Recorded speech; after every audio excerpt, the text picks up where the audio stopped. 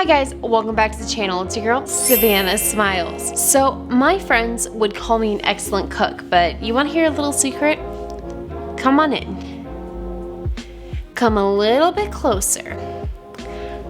I have like no experience as a cook. It's very limited. Very, very, very limited. Honestly, I don't necessarily think I'm a good cook, but I think I am good at tricking people into thinking I'm a good cook. But don't you worry, because today I am going to teach you my easiest recipes for tricking people into thinking you're a good cook. By the way, if you randomly stumbled across me, my name is Macy, this is my channel Savannah Smiles, and I like doing videos about skincare, lifestyle, vlogs, relationships, and occasionally I'll touch on slightly finance related topics. So if you like that, check out my other videos or subscribe. But anyways, let's get into the video. Quinoa and shrimp. This first one I'm going to show you is probably the easiest recipe, and it was so easy that I got back from a late night workout class and made it within like 20 minutes. So easy. This one only requires butter, cloves of garlic, lemon pepper, citrusy garlic, and some of your favorite hot sauce, this frozen shrimp from Trader Joe's, and of course, quinoa. So the first thing you're gonna wanna do is the morning of that you're planning on making it for lunch or dinner, take it out of your freezer and put it into your fridge to let it kind of defrost but still stay. Quinoa is one of those things that when I mention that I cook it, people always ask how I make it, and I promise you it's super simple. Quinoa is easier to cook than rice. You could buy it pre-rinsed, but I personally don't because I just forget. Pre-rinsed is totally fine. If you don't buy it pre-rinsed, you're gonna have some extra steps. Quinoa is really small, and if you don't buy it pre-rinsed and you don't have a sieve, you're gonna be struggling. The cooking ratio for quinoa is 1 part quinoa, 2 parts water. For this recipe, personally, I use half a cup of uncooked quinoa, which means I use 1 cup of water. I rinse the quinoa in my sieve and drain out the water. After it is rinsed, I put the rinsed quinoa into a small saucepan. I then add a cup of water and a bit of salt. For efficiency's sake, I put the quinoa on the stove right away. Put it on a medium heat and stir occasionally. Once it starts boiling, reduce the heat to low, stir, and put the lid on the saucepan. Stir occasionally until all the water is gone. Next is the shrimp, which I will teach you right after a word from our sponsor, Skillshare. Before we can continue this video, I wanted to give a quick shout out to this video's sponsor, Skillshare. Obviously, from the very professional B-roll, you can tell that that is actually me making these recipes. While I love cooking, there definitely are some aspects of it that I've needed professional help to learn how to do properly, like using a knife to cut things. You know what I mean. I just finished the course Knife Skills, a mini class to chop like a chef. While I definitely need a lot more practice with my new skills, I can definitely chop, slice, and dice way better than I could before.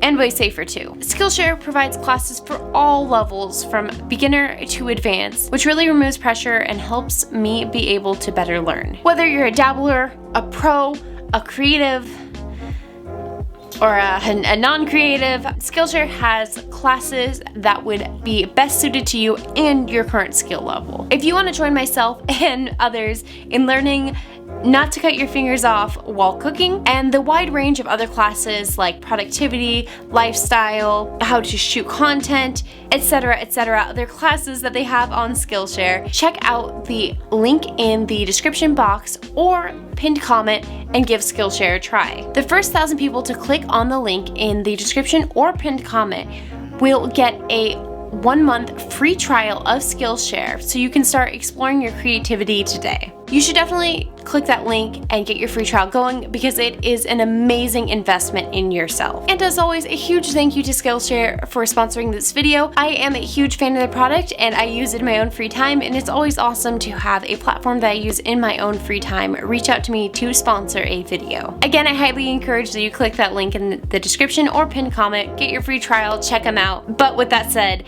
let's get back to the video. So again, a huge thank you, Skillshare. You know what else also starts with an S?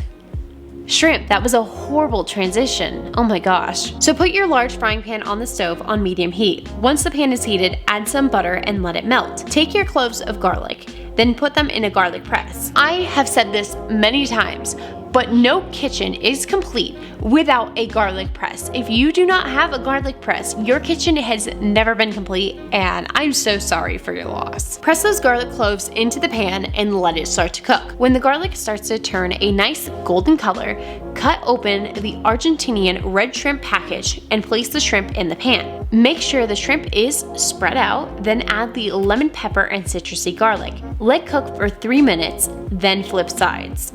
Wait another 3 minutes, then bump up the heat to high heat. Let it cook for 1 minute on each side. It'll look like this when done. Grab 2 bowls and add the quinoa and shrimp to each bowl.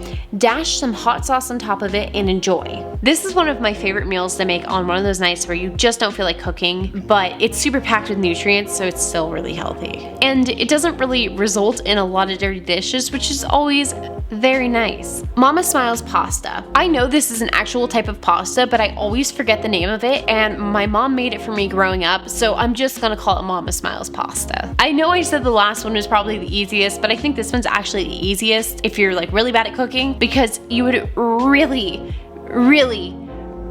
have to try to mess this one up. So for this, you are going to need cherry tomatoes, basil leaves, Parmesan cheese, olive oil, salt, pepper, garlic, and of course, pasta noodles. I adore anything with garlic, if you couldn't tell. So first, fill a pot with water. I was only making lunch, so I used a small pot, but this can be easily customized to the amount of people you are cooking for. Salt the water, then put it on the stove and turn it to medium heat. While that is going, peel your garlic and wash your tomatoes and basil. Grab your cutting board, slice the garlic, basil, and tomatoes. When the water begins to boil, add the pasta to the water and cook like normal pasta. Let them cook and stir occasionally until the noodles are al dente. Once cooked to al dente, drain the water and set aside. Heat your saute pan, then pour approximately 2 tablespoons of olive oil in the pan. Once the oil is hot, add your garlic slices. Let those cook until they are a nice light golden color. Here's where the variations come in. I personally do not like my tomatoes in this to be very cooked, but if you liked your tomatoes really cooked, this would be the point where you would add your tomatoes. I personally don't. I personally throw them in later because I like them a little bit firmer, but if you like them a little bit more mushy, throw them in now. I don't, I add them in at the same time. Okay, got it? I add in the pasta noodles, basil, and tomatoes all at once. Add more olive oil, about enough to start coating the noodles. Also grind some pepper and salt. Take a pair of tongs and mix everything together, occasionally adding more olive oil, salt, and pepper. Do this for about 2 to 3 minutes, then take your Parmesan and add it into the mixture to taste. I really like cheese, so I tend to add a lot of Parmesan, but if you're not somebody that would like that taste as much in your pasta for some weird reason, then add a little bit less. It's just kind of to taste. The pasta noodles should get to the point where they are fully cooked, and at that point the pasta is done. So this one, if you wanted to add a little bit more protein in there, definitely you can add in pieces of like chicken breast. That's been really good. If you want to make it healthier, that's a good way to do it, but this one's really hard to mess up. Salmon and pasta. So this one is similar to the Mama Smiles pasta up to a point, and then it kind of just goes its own route. So bear with me here. So for this one, you are gonna need pasta of any kind. You don't need to do angel hair or actual pasta noodle, whatever you want. Basil leaves, oregano, lemon, olive oil, garlic salt, lemon pepper, and salmon. So fill a pot up with water, and again, salt the water a bit. Put on the stove on medium high. While the water is heating up, rinse the basil leaves. On your meat cutting board, take your defrosted salmon and slice it into 1/2 inch slices. After the salmon is sliced, grab your fruit and veggie cutting board and slice the basil just like you did with the Mama Smiles pasta. Once the water is boiling, add the pasta until it is al dente. Set to the side. I know this one sounds exactly like Mama Smiles pasta, but without tomatoes.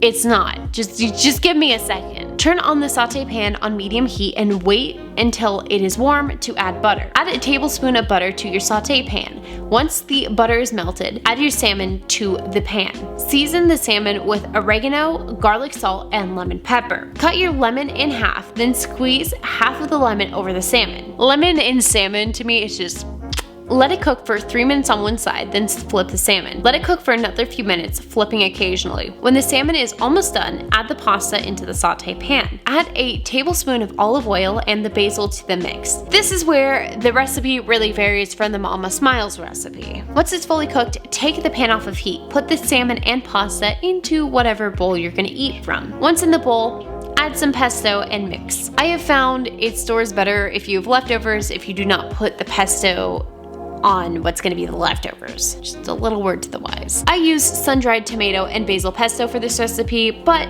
normal pesto is just fine as well. That pesto is actually one that I have started getting from the farmer's market, and it is, again, chef's kiss, and it goes really well with the lemon in the salmon. Anyways, that was the video. If you guys liked listening to me give you guys recipes, definitely let me know down below. Again, a huge thank you to Skillshare. Check them out. I have other videos similar to this, so you should definitely go check them out. If you liked my content and you made it to this point in the video, maybe check out some other content, I don't know. But anyways, have a wonderful day, and don't forget to end the video in the middle